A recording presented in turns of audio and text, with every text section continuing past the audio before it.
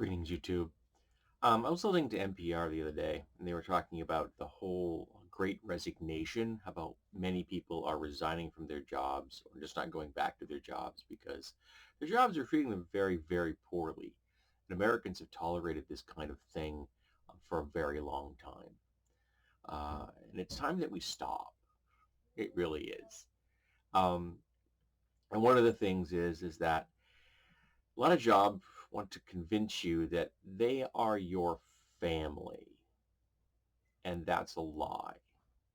It's a lie to make you think that your work family and your family outside of work are of equal value, and your work family will fire you in a heartbeat. As soon as you start to fail achieving whatever goal it is that they need you there to achieve, you're gone. Now, some jobs, their goals are fairly nebulous, so it might be difficult for them to finally make the decision to let you go. But if you do, you're gone. Some places have more stringent criteria of metrics and such. For example, I work in a factory. I fill out a production chart every single day, and I have to meet a quota. I have to reach a rate of so many pieces per hour all day long. And if I don't, I have to explain why I didn't. Now, since I'm a lead operator, I have a lot of explaining to do on my P chart. Um, I have to write down all kinds of things on the back of my P chart explaining, okay, why was I not reaching my goal? Um, so I'll be freely admit sometimes I just put down the code that says I was doing unscheduled or scheduled downtime because I was off fixing someone else's machine or unpacking the supply pallet and things like that, taking care of the ovens. I do lots of things that the operators don't because I'm the lead.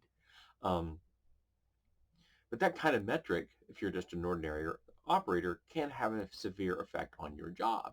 At your job interview, at your job review at the end of the year, um, that metric is directly used to weigh how much of a raise you get.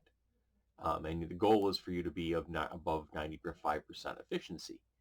And if you are above 95% proficiency, you'll get a full raise. If you're below 95% efficiency, you won't. It's that simple. And there is a bottom. If you go below the bottom, you're probably not going to stay around long. But not all jobs have such, well-defined metrics. I understand that. But one of the things that they've been doing, besides the whole family thing, is the narrative for a long time has been, well, if you don't like the job you're in, go find a new one. And that absolves the corporation you work for from any responsibility of creating a good, healthy work environment that treats their employees like humans. It puts the onus on the worker. Go find a new job rather than stay here and help change the system so the corporation that you currently work for becomes a better company. That's where unionized labor comes in. I don't work for a union. Um, I would if I could, but that has not been something that would sell well at my company. I know it wouldn't. Most of my coworkers are firmly ignorant of what organized labor is, even though they reap the benefits of former organized labor uh, events and tactics in the past. I mean, they have weekends and health care and overtime. Um, they benefit from the 8-hour workday and things like that. Every day they work, they benefit from the organized labor's activities of the past. And most Americans are utterly ignorant of this fact. Um, I've had to actually push back against my company because there's a reason I wear this brace on my hand. It isn't just for aesthetics. I technically should be wearing two of them, but I found wearing two braces to be a major issue with like the ability to do things every day.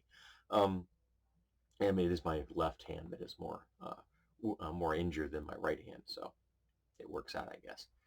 But neither of them functions properly, and neither of them functions properly because I work in an environment that uses repetitive motion. And for 6 months last year, oh yeah, by the time you see this, maybe last year, I can't remember. But 6 months and straight, I was forced to work overtime. every single week. So my workload went up 20% and my downtime went down 50%. And that was enough to push me over the wear and tear limit on my body. I guess I voided my warranty because the moderate pain that I'd had prior to that event became debilitating. And I went out on my own and I got a note from a physical therapist and my doctor saying that this person, me, should only work 40 hours a week. I handed it to my company. Here you go. They weren't happy with me. They had preferred me to go through them. But the problem is that if I fill out an Insta report, how do I define it? My job did this. Because that's what it is. It's my job. But my job is crushing us. I'm not alone in this. I'm not the only person that wears a brace, or braces in some cases. I'm not the only person that complains every day about their inability to function properly. Your company is not your family. They are not your friends. And they're not as important as your real life outside of work. A lot of times corporations will say, well, you have 8 hours of work, 8 hours of sleep and 8 hours of your own, but you don't. You don't have 8 hours of each because there's getting to and from work. And sleeping doesn't matter. You're not doing anything at that point. And most of us don't get 8 hours of sleep now, do we? How many people who see this video get a full 8 hours of sleep? Feel free to write in the comments below. I don't. I'm lucky if I'll get a block of 5 hours straight and I'll maybe get a nap before I go to work. Not nap is a maybe, because some days my brain just doesn't shut off. So we don't have as much time as they say we have. They take a big chunk of our lives away. We all sell our lives to our companies. We sell our bodies to our companies, which is why we should support sex workers, because the sex workers and the rest of us are being exploited and abused. Don't think you aren't. Your company will get rid of you as soon as you fail to meet whatever metric they measure you by. And they will replace you. Push, pull, click, click. Keep on rolling. They will not miss you. Your coworkers might, but your company won't. Look how many times you've seen coworkers quit or get fired or get laid off and they don't ever come back. And you just keep going. Maybe you're going with a smaller crew doing the same amount of work because that saves the company money. I can tell you now, I've been manufacturing for 38 years, and the workload on the employees today is a hell of a lot higher than it was 38 years ago. And our pay rate hasn't gone up significantly. I make $21 an hour. That's not bad, but it ain't great. Not for somebody that's been at the company for 22 years. But I'm 57. I don't want to start over again. Really, I don't. I don't feel like going back to the bottom of the totem pole. So I'm going to ride this out as long as I can. If I can, till I'm 70. Then I'll retire. By then, I imagine these probably won't work at all anymore.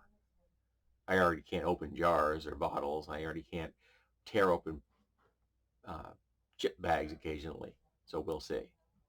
I'd like to still be able to craft when I'm 70. Who knows? Maybe I won't be able to do that at all. Our jobs are killing us, exploiting us, abusing us, grinding us into dust.